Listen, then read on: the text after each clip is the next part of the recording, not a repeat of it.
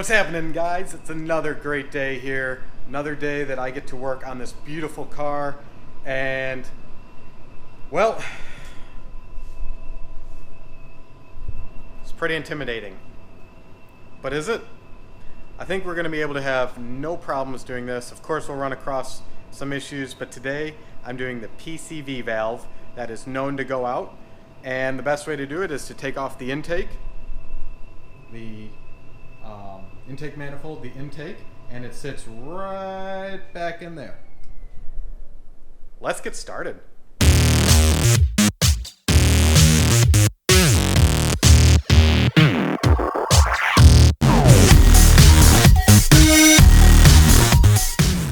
So the first thing that I'm going to do is start by taking off all this. This is just your air intake. You know, everything kind of gets funneled through here. So this literally just pops right out. You pull on it and you go to town on it. I have personally never done this before. The furthest I've done is take off the valve covers, but I have to think that it's pretty self-explanatory. A lot of clips maybe. I don't know. It's just going to be what's holding us up, unscrewing it, and continuing to move forward with it. So that's my plan. Just kind of slowly dig into it, taking notes, taking lots of pictures, and on my thing here, my shelves that I created, I'm going to lay it out in order of how I took it off so that I can put it back. I'll probably start labeling it like I did here. Over document, over take pictures. I don't think you'll ever look back and be like, oh, I wish I didn't take so many pictures. A lot of times I've gone back to pictures to figure out how some hose was routed or what bolt went where, but really I use a lot of plastic bags, labeling them, tape, labeling them. Everything's just going to be about labeling and documentation. Here we go.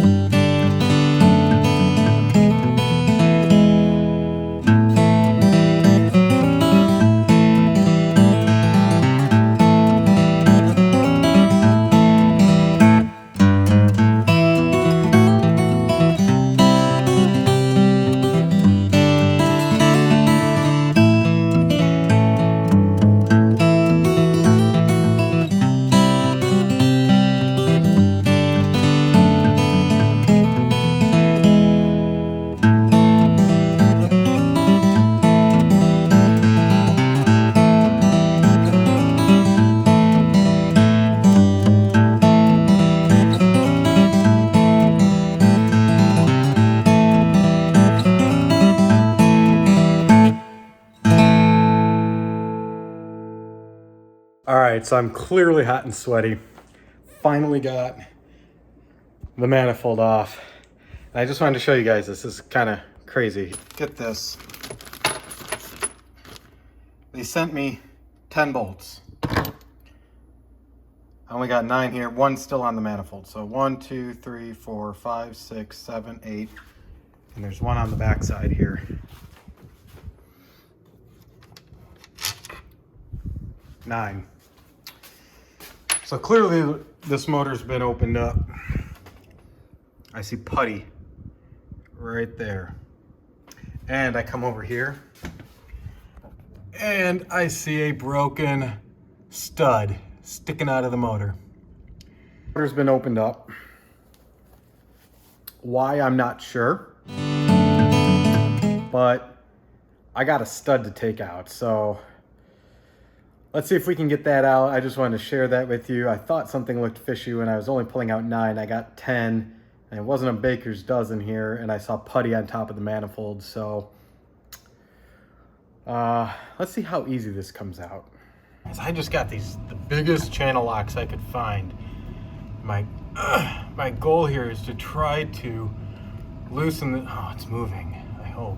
Is that moving? Yeah, it's moving. So my goal is to try to back this thing out without snapping it deeper into the block. But this is how I'm gonna do it. It looks like the inside of my walls are very carboned up. I wonder if that's something I should clean. Yeah, look at that. Wow. It's coming off, yeah.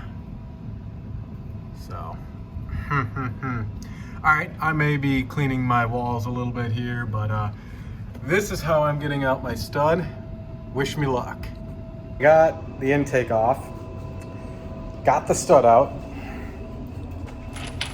That's right here. Look at that. That is disgusting. The problem now is the hole here is stripped. I don't know if you guys can kind of tell, but the first, you can't even screw it in. So I think they stripped the bolt and then just kept trying to torque it. And in doing so, it just ruined it. So now I got to figure out what to do, but I got it all over here. I got that broken piece out. You're gonna like this. I put a screw, I guess, can I focus? I put a screw into this vacuum right there and was able to pull it out. Now it was tricky because I didn't want to obviously push it into the intake. So yeah, that's where we're at. I did get the new PCV valve on after all this, so that's good. And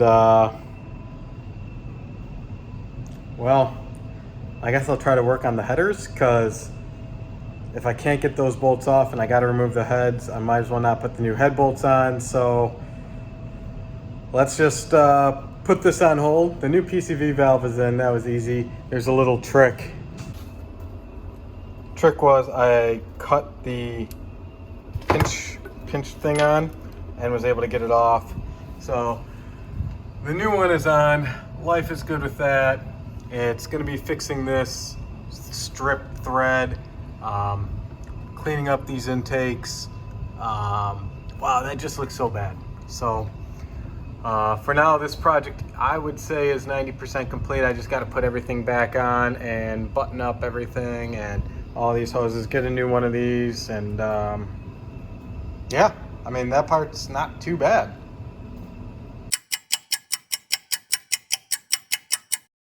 I just wanted to give a quick update on the valve cover, I'm sorry, not valve cover, the intake manifold project. Is if you remember, I had a strip bolt in the block. That was a little scary at first, only because I was not sure if I could get it out. When I did pull it out, I ended up realizing that the threads in the block were kind of stripped, were flattened out.